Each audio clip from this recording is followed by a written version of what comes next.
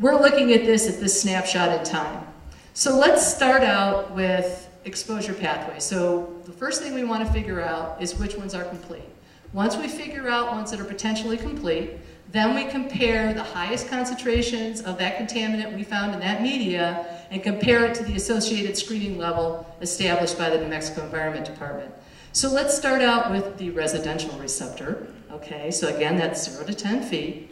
And we're looking at whether or not that exposure pathway is potentially complete. You can see by that lovely red X, it's not. It's not because we never had any shallow soil contamination off base.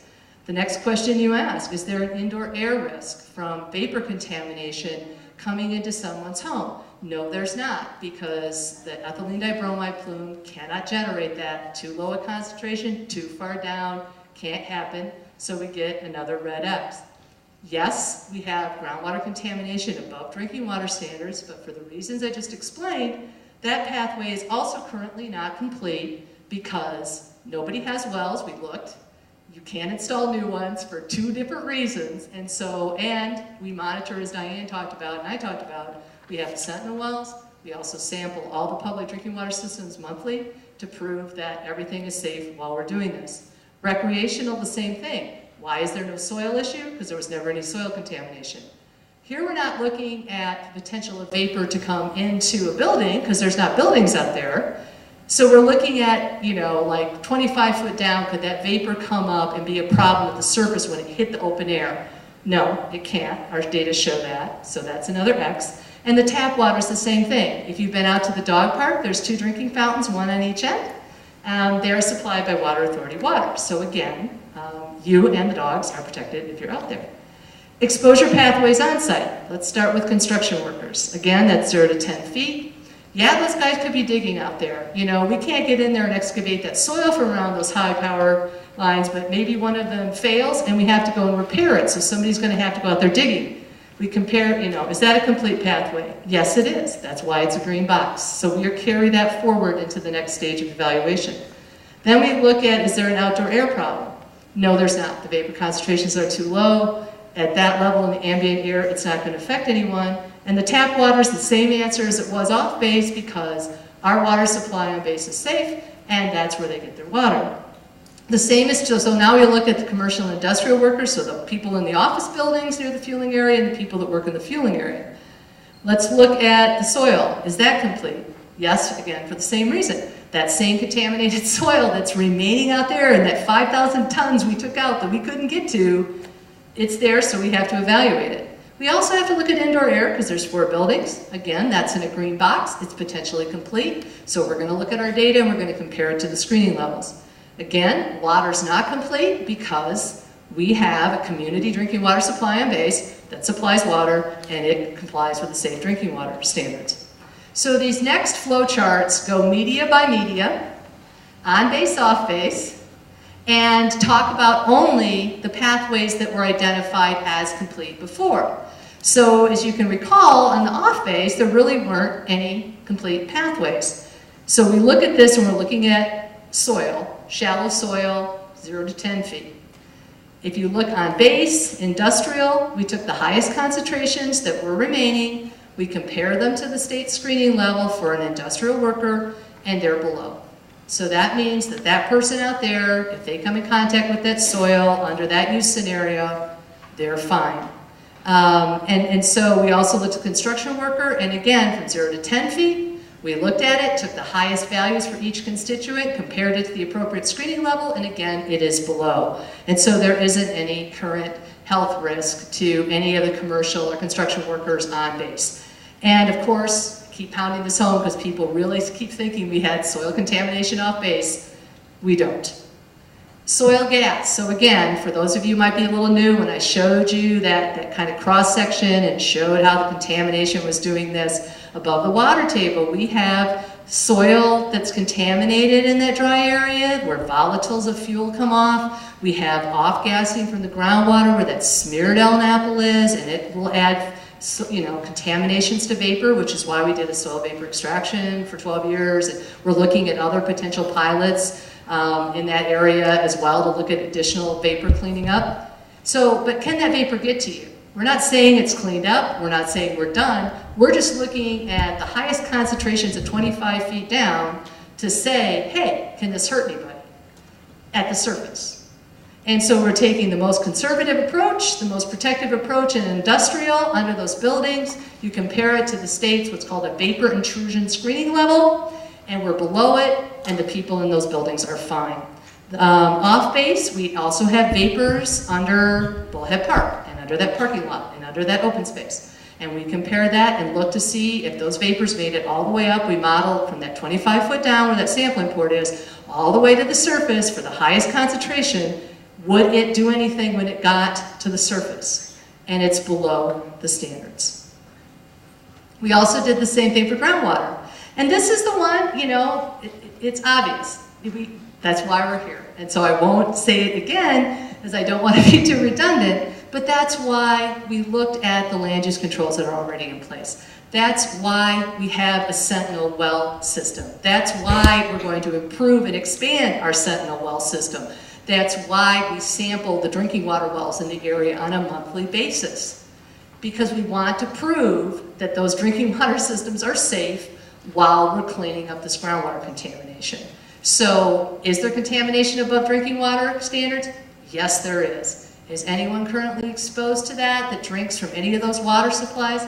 No, they're not. So, we will continue to clean it up. So please don't look at this risk assessment as us saying, well, you don't have a risk because you're protected from being exposed, so we don't have to clean it up. Oh, we would never say that. We're here to commit to cleaning this plume up. That's why we're here. That's what we're going to do. But we wanted to show that you're safe while we're doing it. So what's our path forward? You know, again, this risk assessment is a snapshot in time. Just like Diane said, as we continue to collect data, and one of our mantras here is this is a data-driven process, and it is a do loop. So every time we look at a gap, we fill the gap, we reassess the data, we see what else we need to do. We always compare the concentrations to these screening levels, we always have, to make sure if there's anything different that we can immediately communicate it to the state and to you. And we'll reevaluate it when we get to the final remedies, if it needs to be addressed, and any of the things that are accepted by the state that we're going to go forward with require additional controls, or maybe require additional types of cleanup or anything like that, then we'll reevaluate that risk assessment to make sure that while the cleanup is ongoing, the same conclusions we reached here today are still valid. And so, you know, I hope that you come away with this. I know this is maybe doesn't seem brief to you because I've been saying if you're talking for a long time, but it's a brief overview of the process. The document itself goes into this in a great deal of detail. It explains how we selected the data. It explains how we used it in the calculations. It explains how we identified the possible receptors. NMED's guidance also explains in great detail how they developed the screening levels that we then compared the highest concentrations of our data to. So I would encourage you to come to the technical deep dive. It'll be before the public meeting on November 14th, just like we did for the groundwater modeling one. So we'll have the technical deep dive first, and then we'll have the meeting at 6. So I encourage you, if you want to know more, to come. And you might say, well, why are you doing this now before the state approves it? And what I'd like to explain is, one, you know, I think everybody really wants to share this information. We want to make sure that you feel safe in your community. The NMED has completed their initial review, but the other thing is that this is new to a lot of you. I mean, you don't live and breathe risk assessment and all these guidance documents like we do on a daily basis because that's our job. We wanted you to have this overview, an opportunity to review the risk assessment if you wanted to, and then come armed with your questions in November. And so I wanted you to have the opportunity to have a little bit of background, hopefully walk away from this feeling reassured, and then come with your technical nerdy questions in November for the deep dive, because if there's anything we love to do, it's to get really technical, and we encourage you to come. So as always, we will take questions and answers. We'll have microphones on each side. Please, only one question at a time. If there's a brief response, a follow-up, that's fine, but if you have multiple questions and there's people standing in line, please respect that and wait till they've asked their questions before you ask your second question. If you're shy and you don't want to do your Star Wars imitation, then you can give us a comment card and we'll put the response on the website. And as always, and in your handouts you have this so you don't have to write it down, but how to get more information. So if you're interested in our organization, who's working on the project, through these contacts you can find that out, or through the organization charts on the state's website, as well as ours. Brian Renahan, again, is our new program manager, and if you want his contact information, you can reach out to us on base, and we'd be happy to get you that. And again, we thank you, and we're thanking you in advance, because as Diane mentioned, we're going to have drill rigs out in your neighborhood again. And we're very sorry about that. And we're going to do everything we can to design these wells in such a way that we won't have to do that again. That the screens will have a screen that's above the tank water table based on worst case estimates, best case for the community, worst case for our wells, so that we don't have to come back to you again. And this is my favorite slide. Aren't they cute? We had a nest of 4 baby Cooper's hawks in front of our office building this summer. And one of my coworkers, Rebecca Klein, took this adorable picture. And so I have to give her photo credit. And with that, we'll open it up for questions. Please come up to the microphone, sir, if you have a question. Thank you. I'm just wondering if this particular cleanup thing that you're doing has worked. Have you done it anywhere else and it actually worked? The technology that we're using to treat the groundwater plume, the pump and treat where the extraction wells take the water from off base, take it through piping and bring it on base where we treat it in a treatment plant, absolutely. That treatment technology has been used for decades. It's called granular activated carbon. It's like a giant mega industrial Brita filter. And it takes out fuel contamination like a charm. The tricky part for this, frankly, was getting the wells in the right place, having the plume defined enough, knowing where to put those extraction wells in the complex stratigraphy or the layers of ground we have underneath. The treatment itself is well demonstrated and works like a charm. And the water that comes out of our treatment plant not only contains no ethylene dibromide or any fuel constituents above detection limits, it meets all drinking water standards. We had it tested with the exception of drinking water has to have a disinfectant added to it, and we don't do that, but you could use it for drinking water if you wanted to.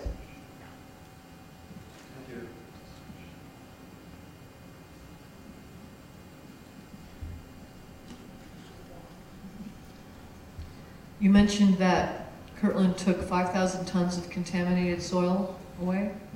Where did you put it? We, when you take fuel contaminated soil like that, there's licensed facilities that are licensed either in the state of New Mexico. Did we take ours, what, to Rio Rancho? Is that what it was? Pardon me? Las Lunas. And there's a licensed facility that land farms fuel contaminated soil. They have a permit with the state of New Mexico, and that's a very standard methodology for reclaiming soils, and then typically those soils are used for daily cover at a landfill. Yeah, Kate, I have many questions, but we only get one. So. Well, you can, if there's people behind you, you can ask one, and then you can ask when the other ones are done. So you can get more than one. Let's see.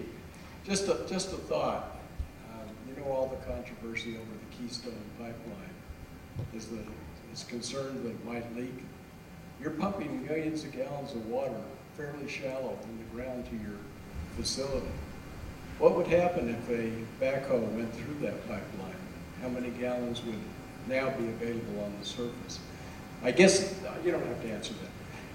Basically, well, you were comparing a very dilute ethylene dibromide water to nasty fuel in the Keystone Pipeline. So it's a really different situation, and our pipes are designed to contain it, and they're double walled, and they have leak detection, and when it's detected, our pumps are shut off.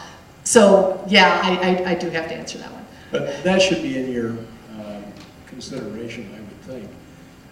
Well, let me just point out that the idea, I think, of the risk assessment is to expect the unexpected. And so you do have that, admittedly the water's at 500 feet, but you're actually pumping it to the surface under pressure in a pipe, millions of gallons, and it's just a thought. It does go through, I'm a chemical engineer, and I know all pipes leak, especially on my lawn. sprinkling system, and probably yours too. Eventually, 3 Mile Island pipe rupture.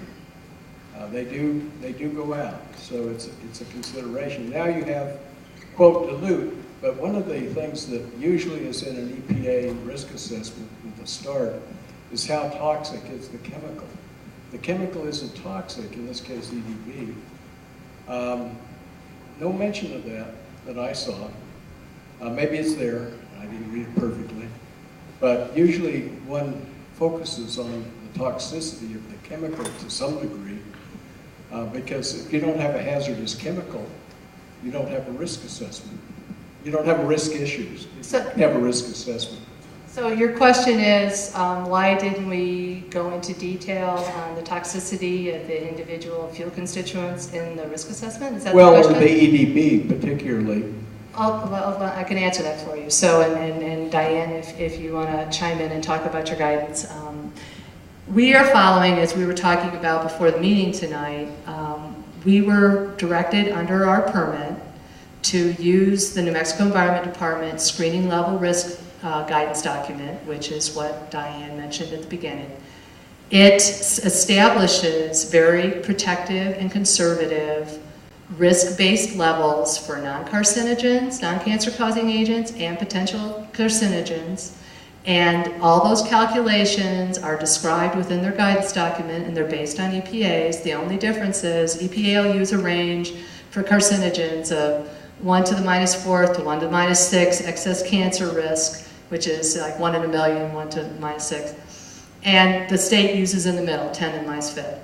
That's the only difference. So we don't talk about the toxicity of ethylene dibromide in the risk assessment, because what we do is, say we take the highest concentration in vapor, compare it to the vapor screening level for that constituent that was developed by NMED based on its toxicity, compare it. If it's below it, then it shows that that's protective. We don't need to go into a discussion of it because we're using their screening level guidance.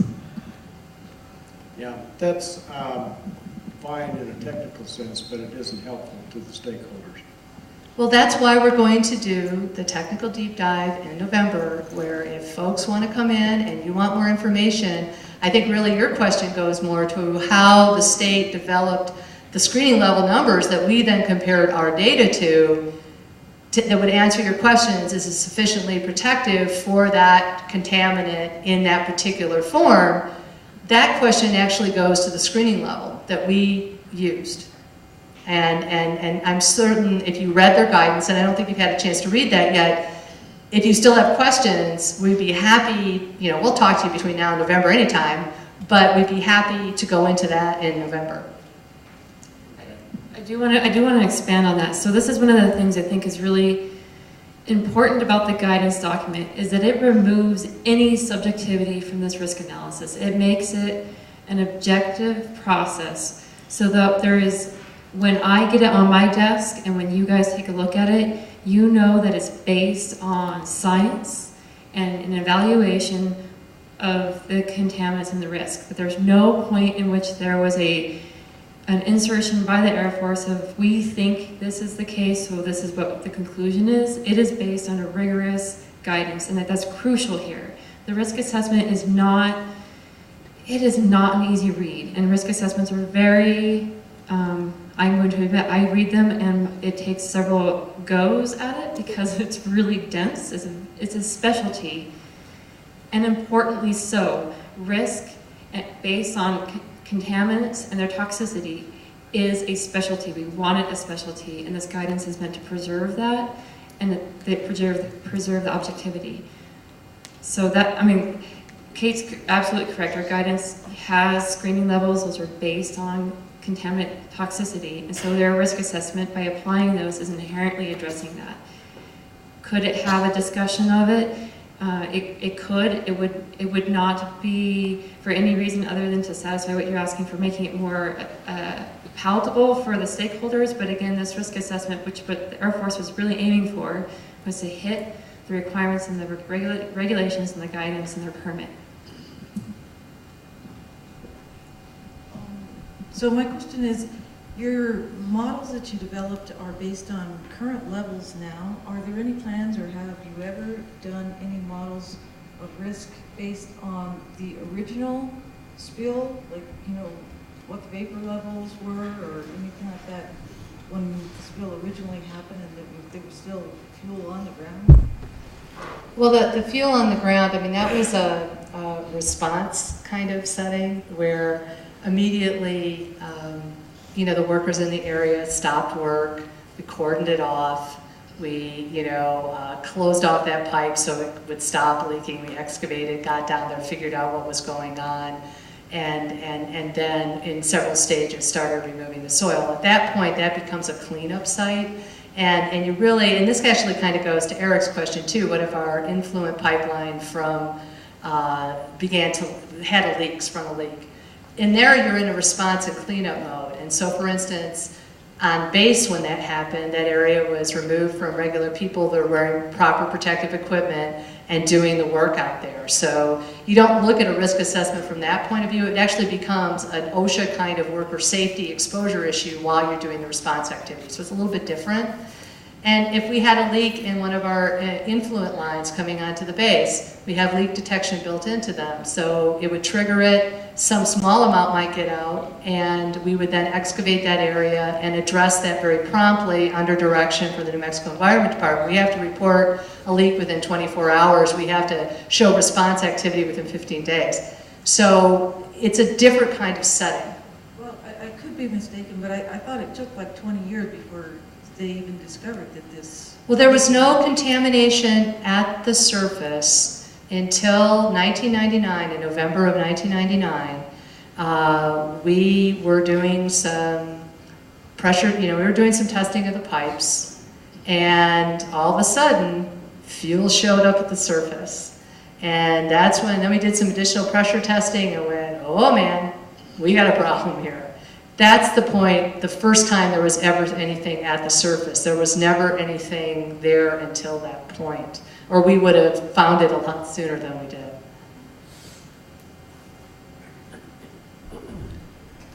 I'm trying to follow your logic here. On page 9 you have this timeline. It shows that the, from what you said, it sounds like the RAs are based on the RFI data. That's the big assumption here. It is, that is right. The risk assessment. Okay, well, let me finish my question. The NMAD then found a number of significant deficiencies in the RFI that, and then it sounds like the timetable doesn't show that the RA was prepared after the deficiencies and the RFI were corrected. So it sounds like, it looks like the RA was based on a deficient RFI. At least that would be my reading of what happened. I think this is going to be a two-part answer. So to clarify, the risk assessment was submitted before the letter on the RFI issues was sent out. The risk assessment does use data in the RFI, and the issues that are identified in the August letter and that we've talked and had a path forward on the risk assessment, we specifically have addressed as a technical group and with conversations with the Air Force, is did this impact the risk assessment? Did this, before we came to this meeting tonight, present any game changers that would change the conclusions of the risk assessment that would prevent us from standing here together? And the answer is no.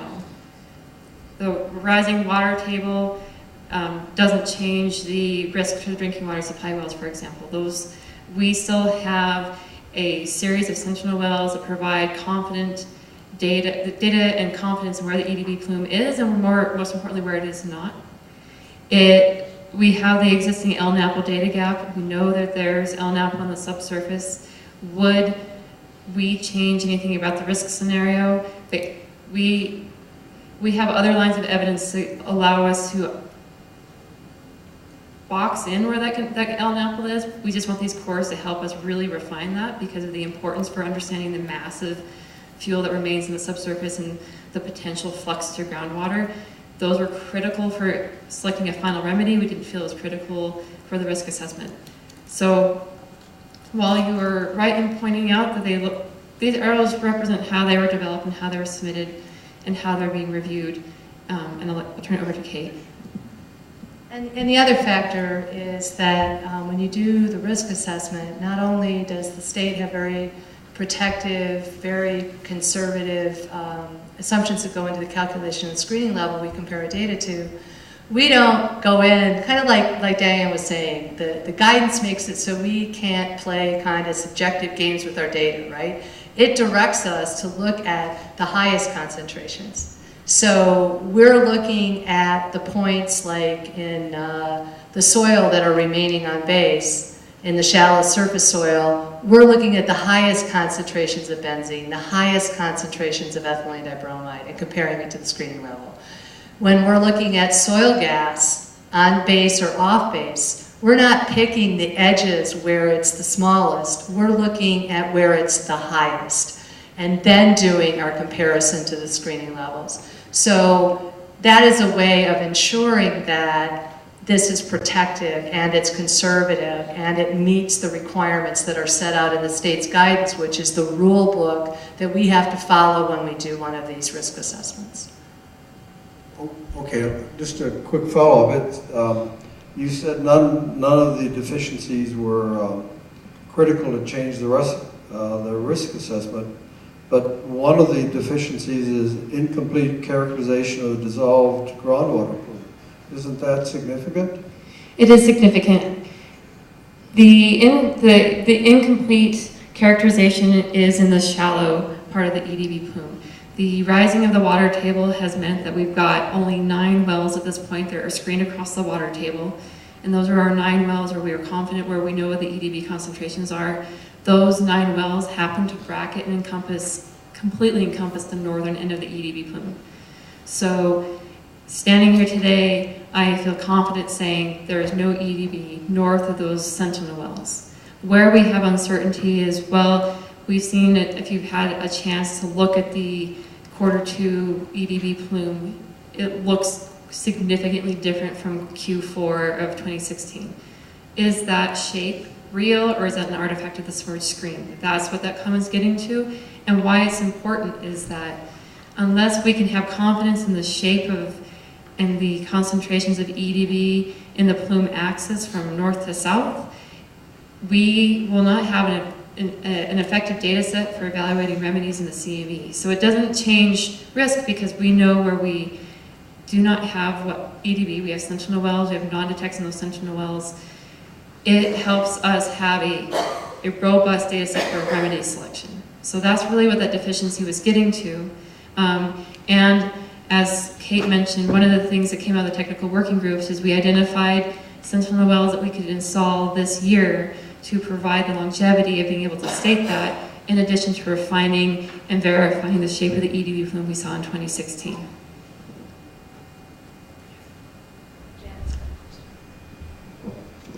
I want to thank you for all the work you've been doing on this project. This issue, of course, is great concern to all of us who live here. I'm wondering how long you think the current risk assessment will be relevant. I know you can't say with certainty, but do you have a guesstimate? I'll turn over to Kate. It kind of goes along, Janet, with the fact that it's not a linear process with a bright line cutoff. So even before we wrote the risk assessment, when we collect data on a quarterly basis, every quarter we're out there sampling the wells, we're sampling the vapor monitoring points, we compare that data to see how it shakes out against the screening levels. We continue to do that all the time. If we saw a spike that was outside of what was in that risk assessment, we would immediately go to NMED. In actuality, with the groundwater pump and treat system working, we're going to see decreasing concentrations. And so the highest concentrations we used as a comparison turn out to be more of a worst case. On base, frankly, we still need a lot of data to be able to get our arms around to figure out, that's why we're going to do the course, figure out the best treatment technology, but we know where the contaminants are. We have a good idea of what they're doing, and as we continue to collect it, we'll keep looking at it, and if we need to do something sooner than the CME phase, of course we would. I'm not anticipating that, based on my experience and based on this site. But I guarantee you, if we ever saw anything like that, because we look at the data, she looks at the data, if we saw something that contradicted any of the assumptions we gave you here tonight, we would be on it. So it sounds like you're thinking that this risk assessment will have a long life. Yes. Yeah, okay. And I suspect when we revisit it at the corrective measures evaluation stage, it'll be mostly to look at if we need additional formal land use control. So even though when we look at our calculations, if somebody did build a house on Bullhead Park and you look at the possible vapor intrusion pathway, it's still below the state's very protective screening levels. We may, just for the sake of conservatism, want to reach an agreement with the city, for example, to put a restriction to make sure they don't change the use of that park until we're done with our cleanup. Those are the kind of things that are most likely to happen when we revisit it, not so much the actual risk assumptions. Okay, and one more brief question. I was wondering what kind of outreach goes on to the international district concerning all these concerns? Well, one thing, maybe you'll stop and buy our table on Saturday, because we're going to be at the fair out at the park. We do, these meetings and everything, and what I want to stress, and I know Diane echoes this, if you have a group, a neighborhood association, if you have a church group, if you have a school group, and you want us to come and talk about this, we are happy to do that. We go to neighborhood associations, we go to the Rotary Club, we'll go anywhere to talk about this. So if you know of opportunities, we've talked to folks at IDHCC, we're happy to go, because we know not everyone can take the time to come to a meeting like this and sit here on a weeknight. You've got kids, they've got homework, you may not have a car. We get all of that. And if there's a place that you think is a good opportunity for us to come, you let us know and we'll make it happen. Well, I'm partly asking the question because I myself find it quite challenging to reach out to the many cultures in the international district, and I was wondering how you were doing. Well, I know just to give you an example, a while back I went to the Trumbull Village Neighborhood Association and did an update, and there was a gentleman there that didn't really speak English, and so I stayed afterwards and sat down with a woman who translated for him and went through and answered all of his questions. So, we recognize that English isn't everyone's first language. It's difficult to translate a lot of some of this stuff, but we'll do that. I mean, we'll work with people to get the information out, and so if there's particular opportunities, Janet, that you're aware of, please reach out to me. Okay, thank you. Good evening, Dave McCoy, Citizen Action. One of the things that we've been asking for some time, and I think now would be an appropriate time to do it, is a peer review, an independent peer review. I know you're all doing your best, you're all experts, but these processes under EPA regulations, RFIs, require peer review. And we're $130 million down the road here with this. You're going to spend, I don't know how many tens of millions or hundreds of millions more on this. And it would really behoove us to have a look at this. You're relying on two things. land use controls and remedies. You've had some substantial problems with remedies, interim measures that you're using, you know? Maybe you're on the right path, maybe you're not on the right path. You know, there are independent groups that could look at this. And there's no reason not to spend a couple of million or whatever to get an opinion on it. One of the things I'd like to know is, you know, if I have a bowl of sugar and Kate gets into it and she says, you know, I took a spoonful of your sugar, Dave, is that okay? Well, I don't know if it's okay or not because I don't know how much sugar was in the bowl in the first place. And we've been asking for a mass balance on what it is you've got to clean up for a long time now. Is it 6 million? Is it 24 million? Is it 50 million? Is it 100,000 gallons that was leaked? That calculation can be made. It's not in your risk assessment. So to say, well, you know, we don't have a risk here based on the fact that we've pulled out nearly 300 million gallons of water and treated it, and we've pulled out 78 grams of EDB. That's not convincing to me. That's like Kate telling me she's only taken a teaspoon of sugar out. But Dave, you're so sweet already. Don't interrupt me, please. So, anyhow, it really needs to have a mass balance calculation. How much are we dealing with here?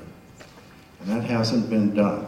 The last thing I want to address is we've also asked for years now for somebody to be represented at these so-called technical working group meetings from the public. Now, if we can't have representation at those meetings, the least we could expect, being as how you're spending on millions of dollars on this kind of thing, is the least we could expect is minutes, documents, you know, something to show us what the issues are, what you're considering, and, you know, just to break away from that momentarily, I'm glad to see the NMED doing the work it's doing. That August 3rd letter was right on point. But what led up to that? Public doesn't know, we don't get to see it. So, there's a severe lacking of transparency in this situation. Now you can say, well, we're talking to you now. Well, that's good. You know, I'm just saying that there's a lot going on with a lot of money being spent that the public doesn't get to follow. I'd like to follow it. I know I'm just one person, but I'd like to follow it. I'd like to follow those internal discussions. So I'd like to see minutes. I'd like to see who said what the big problem is, you know. Okay, thank you. All right, I'm going to take the first pass, and then I will pass the baton over to Kate. Dave, we definitely have heard your request to attend these technical meetings, and every time you reiterate the request is renewed discussions internally on how we can meet the requests and preserve the nature of these technical working groups. And I will say that I think and I feel that our process with the RFI report was our best showing towards that end. We do not think these technical working groups can be open to the public and still preserve the nature of those discussions that happen between us and the Air Force. They are not always pretty. They are not always straight lines. Sometimes it is a lot of back and forth and two hydrogeologists literally yelling at each other across the room over what capture zone means. But that's an important part of our process that has to happen, because in the end, I truly believe we get to a better end product.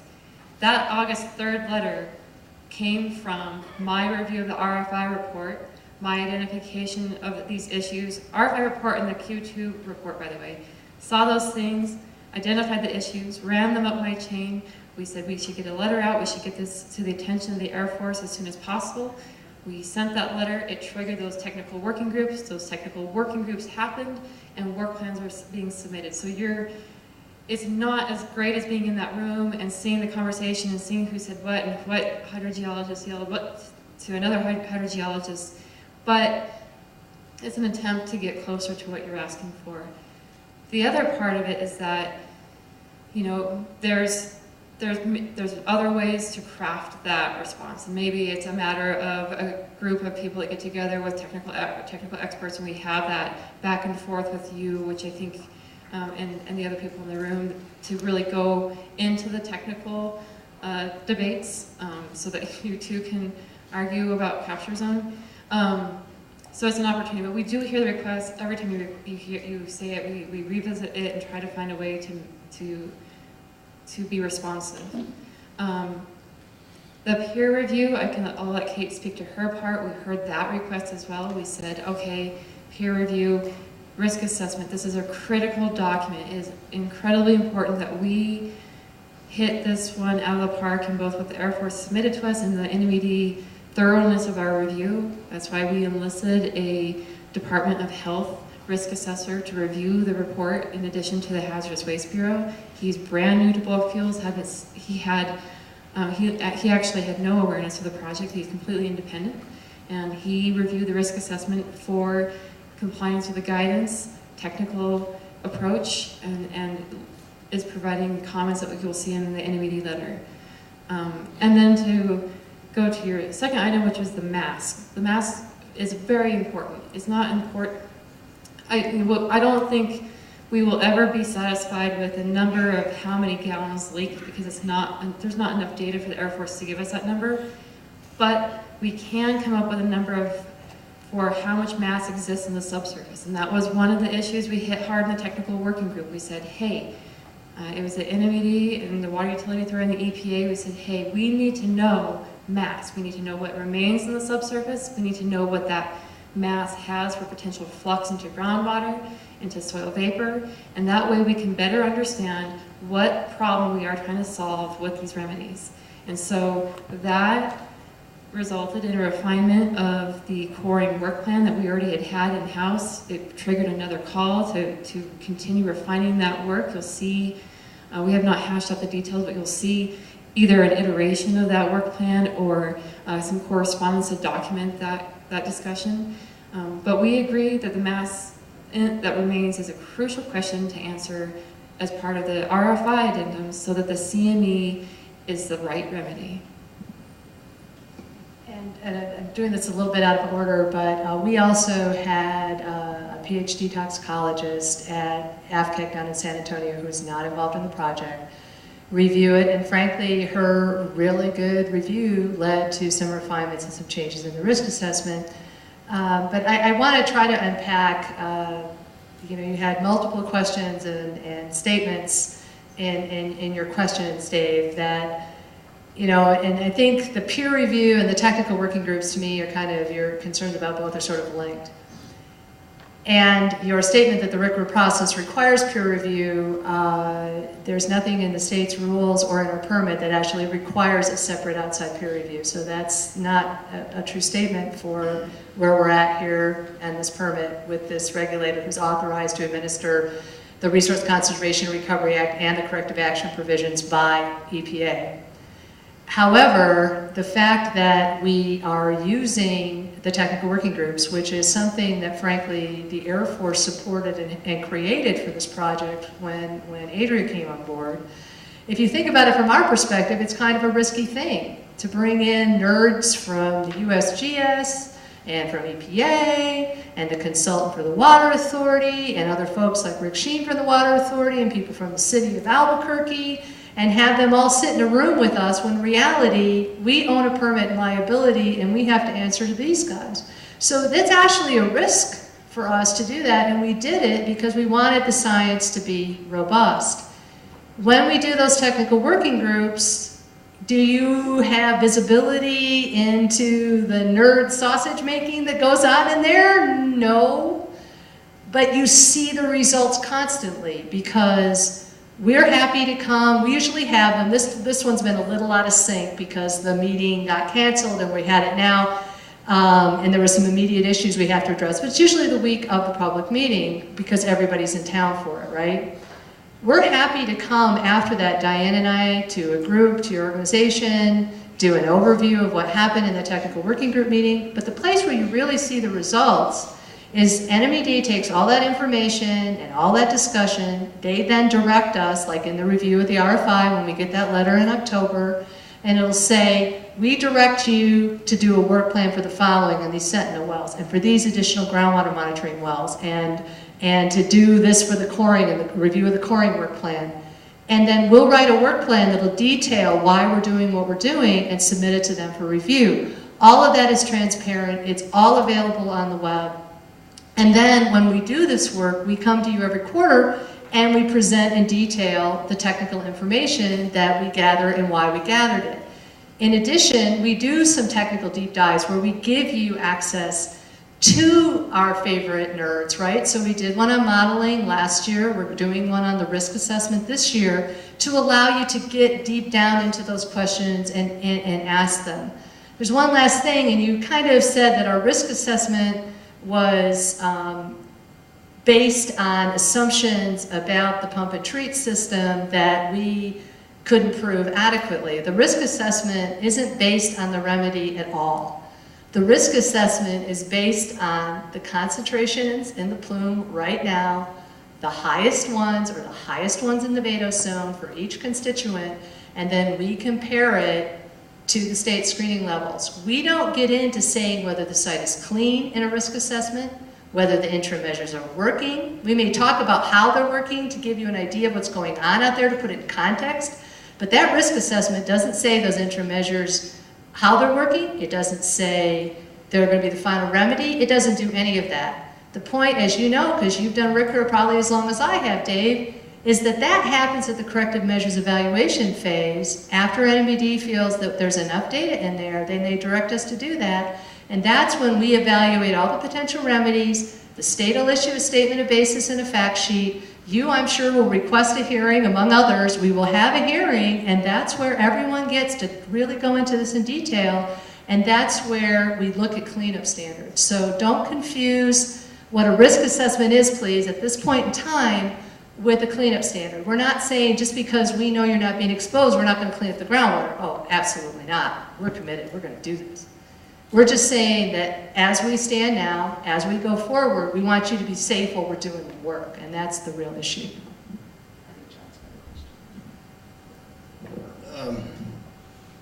I guess I'm one of the technical team.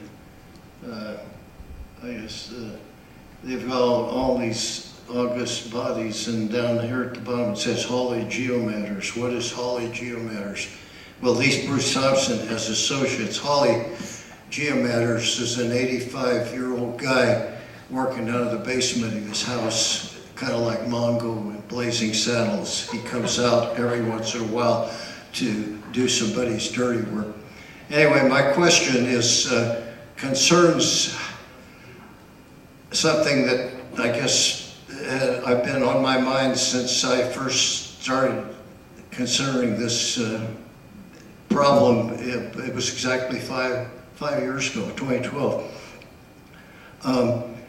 What kind of way can we, and I'm glad Rick Sheen is your commissioner. Hart Stebbins, I guess, had to leave, but I think there has to be something better than just waiting for the water table to rise, the potential metric, and not there. To me, there has to be a concerted effort between the Water Authority and the Air Force and anybody else on making sure that the water table doesn't flood out. You know, making sure that the wells are put in and screened properly so that you don't have to go go back into somebody's neighborhood and drill more wells. And as a hydrogeologist, we know how well this aquifer is connected. And so when the city, we're on a buried channel of the ancestral river, and it goes all the way through town, clear up to Bernalillo, basically, or to the reservoir. And so when the city does the thing they're supposed to be doing by conserving water, that and their recharge efforts and their treatment efforts, that I knew right away that if the water level starts rising up there, it's going to start rising down here unless there's some really fine-tuned management of pumping the aquifer, because you can't. That baby is going to keep rising, and you're going to keep flooding it out. And we've had problems in other places in Arizona where a simple problem of cleaning up the aquifer has been made very complicated by saturating it. And so I'm just asking right now with the key people in the Air Force here and the MED and the Water Authority, are you people communicating with each other on a day-by-day and making sure that that we kind of keep a lid on this? Yeah, it's a really good question, and that was an entire morning of the technical working groups. Was actually a presentation from the USGS, and Rick was in attendance with his team about what we could expect in the aquifer rebound with the water conservation efforts of the Water Utility Authority. I think it's one of our, I am personally very proud to say that we live in a city that has such a successful and aggressive water conservation program. I mean, I think the fact that we are rebounding like we are, like Kate said, makes it complicated for BFF, but it's really cool as an Albuquerquean. So that said, it certainly makes things more complicated. I'm familiar with the Arizona site that you're talking about, and it's very challenging with a rapid water table. But we are in constant communication. In fact, one of the things that happened in the last 3 months that we didn't have even a year ago was a USGS model that was looking at the aquifer rebound. Water Utility Authority had meanwhile completed their planning. So now we know, okay, we can anticipate this rise to continue for 50 years. We can estimate about where the aquifer is going to rebound to, so that we can make informed, smart decisions on what to do with our monitoring well network in particular. Like I said, we've known this was happening out in the aquifer. That's why the 2 newest groundwater monitoring wells were installed the way they did. I don't know if you guys were here and you saw me put up a chart that had a contingency well. We purposely installed a dry well so that we had the ability to keep monitoring as the water table came up. A lot of these wells that I referred to that are now submerged or flooded with the rebounding aquifer were installed prior to 2009. So back in 2006, 2007, 2008, that water table was driving down. That was the direction that aquifers were going, especially in the desert with a growing population. So in 2009, when it started rebounding, that was a changed condition from where those wells were designed for. Since then, even in 2012, as those 78 groundwater monitoring wells were being installed, the water table was coming up. The Air Force went to the MED and said, listen, we need more screen in the wells, and put in longer screens and got some longevity out of those wells. And then here we are in 2017 where that rise, the accelerator got pressed down in these wells that were previously screened across water table. We had 2 to 3 years to plan for them, or now we have to replace them sooner than that. So, and like Kate mentioned, because we know about the water table rise, we know that we need to design the wells to have the ability to look at these long term. And it's going to be a phased approach. We don't want to be out in these neighborhoods every year drilling. I feel very strongly about that. I've been working on this project since 2010. I've knocked on your doors, I've been in your neighborhoods, I have my own small children, and I can't even imagine how I would react to a hammering drill rig in front of my house with tiny people. And I feel like you've been gracious and patient, and it is my job to make sure that we are being mindful and respectful. So we have all of these things we're talking about as a working group, and we're taking very seriously. And Rick and the Water Utility Authority show up, they come with their best, most recent information to make sure we have informed decisions on the project. And I don't know, Rick, if you want to. No? Thank you, John. Rick Sheen, part of the Nerd Sausage, discussed tonight. But thank you, John, for your question. And we do participate in meetings. I think maybe one of the unfortunate parts of not being at the table early on, back when the first monitoring wells we're talking about are drowned out, we weren't there to be able to talk about what was expected, anticipated, as we were going to start using the San Juan Chama allotment in the river. And that had a major effect in addition to our conservation. I mean, in 2008, we started seeing the bottom come out, but once we put the surface water drinking water plant online, that's when, all bets were off and water started turning around and going up. But thank you, John, for outlining that. And it's absolutely important, I think, for the Water Authority, the NMED, the Air Force, and all the contractors involved to stay attuned to what's going to be happening. Because 5 feet was a surprise. That's honest. We sat back, when we saw that data, the hydrograph just said, man, wow, happy. Those are smiles on our faces, but still unexpected. But thank you for bringing that up. We have time for probably one more question, because we need to have everything packed up and be out of here by 8 to respect the wonderful people that let us use this facility. So, Nancy? Good evening. Thank you. I want to say the risk assessment is something that, of course, neighborhoods have asked and been asking for quite a number of years, and so I'm glad that you can report out on it. Interestingly enough, it seems kind of flat to me, and I guess it's because every other meeting we found out new and exciting stuff. And this is just kind of wrapping up kind of what we already suspected or thought or hoped for.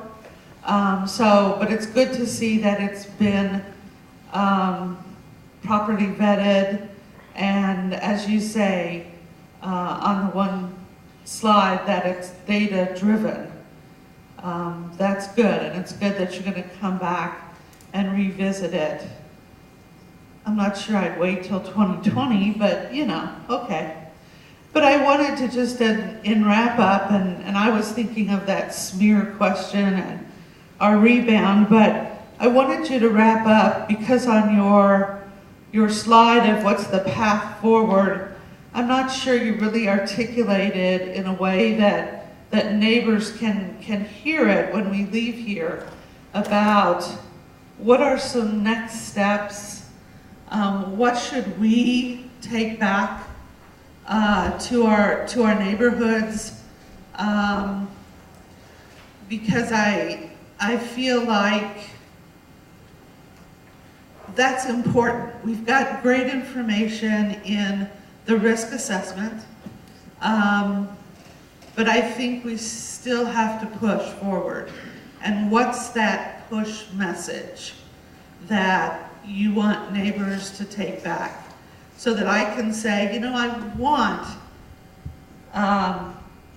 Diane and Kate to come to my neighborhood association and talk to us. And they're going to say, talk to us about what, Nancy? We've already been over this, blah, blah, blah. But what's the next step, the next nugget that we're looking at to crack?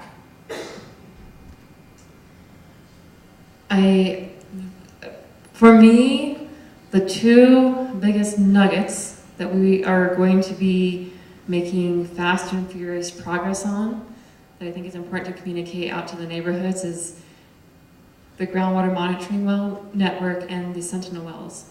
There is a crucial need to install groundwater monitoring wells and Sentinel wells to be able to provide continued confidence in the EDB extent. We have sentinel wells, like I said, we have sentinel wells right now. I'm able to confidently tell Rick that the sentinel wells are non-detect, for example, based on the data submitted to me by the Air Force, that his wells are at no risk of being impacted.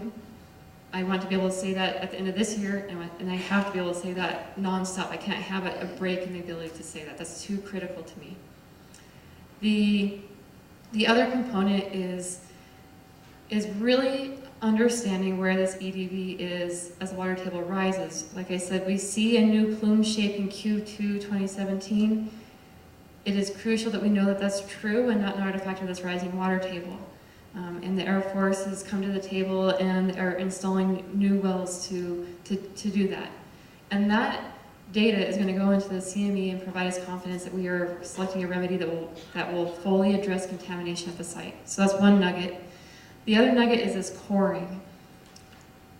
The rising water table has also pressed the accelerator on knowing where fuel may be remaining in the subsurface, because that water table could potentially keep rising up and could come into contact with that remaining fuel and change our picture a little bit. It's not going to change it in the terms of risk. Again, it's not going to be shallow soil contamination. It's not going to change where the EDB is down gradient, but it will change our understanding of what the mass is in the subsurface and what kind of remedy we want to select and what kind of remediation technologies.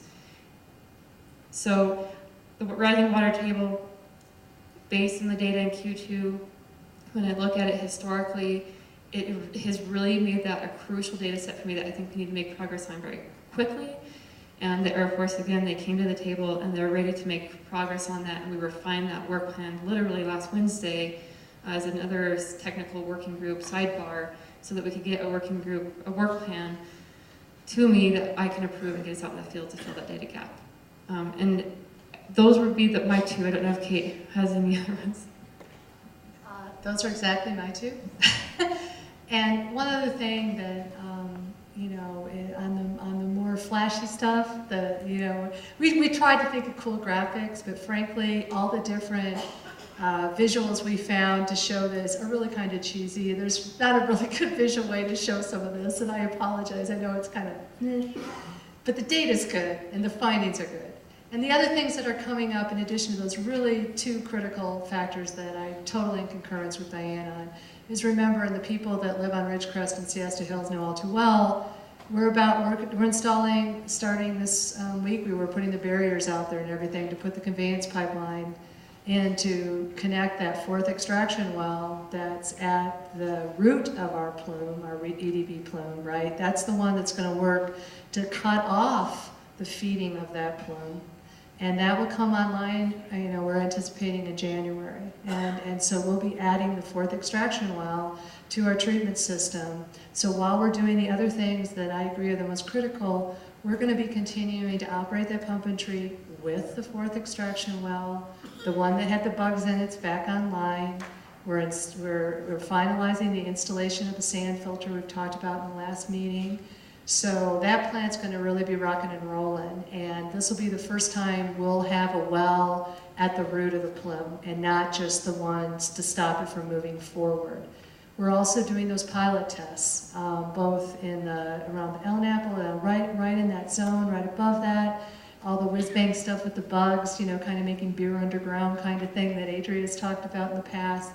And we're doing a passive bioventing pilot to get the rest of the residual stuff in the vadosome. Now that the SVE has pretty much done its job and is completed, we need to get that residual out there. So we're continuing to work while we address those two key areas. We're still doing all of those other things. And in November, we'll be able to give you an update on those as well. I'm really sorry, it's 10 to 8, and, okay. I just get the impression that the results are that there's really no risk. And my question is, I'm not one of the nerd sausages. If there's no risk, why is it necessary to remove it? The reason it's necessary to remove it, I could give you my lawyerly answer and say that I have a permit and I have to comply with it, but I'll give you my real answer. This fuel leak was the Air Force's fault. We contaminated water that was not contaminated before. It is our responsibility to this community to clean that up. And speaking for the Air Force and for all of our project team members that are here tonight, and my boss that's in DC, and Secretary Wilson, that's our job, that's our obligation. It's also the New Mexico Environment Department's obligation to enforce the laws here. And plus, like Diane said, we all live here. And so that is the real reason we're doing it. The lawyerly reason, to me, is the second. And thank you all very much. And, you know, you can catch us. We're usually hanging out in the parking lot, but we really want these guys to be able to get home. Thank you.